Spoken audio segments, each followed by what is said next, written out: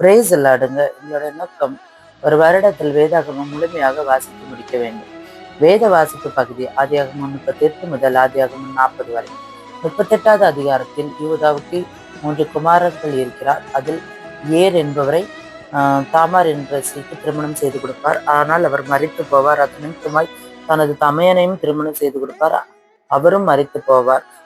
3வது மகன் சிறு வயதால் இருப்பதால் மருமகளை ஊருக்கு போய் கொண்டு வா என்று சொல்வார்.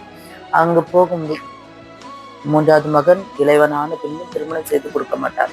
அது நிமித்தமாய் தன் மாமனாரோட மருமகள் தவறு செய்வார். 39வது அதிகாரத்தில் யோசேப்பு எகிப்து தேசத்திற்கு விற்கப்படுகிறார். அங்கு அந்த எஜமானுக்கு உண்மையும் உத்தமமா இருப்பார்.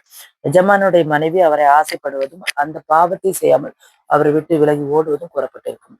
40வது அதிகாரத்தில் அவர் சிறை சென்ற இடத்தில் 2 நபருக்கு அவர் சொப்பனத்தை தெளிவுபடுத்துவதும் அந்த சொப்பனம் எப்படி நிறைவேறும் என்பதையும் அதில் மிக தெளிவாகவும் கூறப்பட்டிருக்கும். கர்த்தர் தாமே இந்த வேத பகுதியில் உங்களோடு பேசி இன்னும் அதிகமான வேத பயிற்சியில் நீங்கள் பலன் பெற உதவி செய்வாராக. ஆமென். Praise the Lord.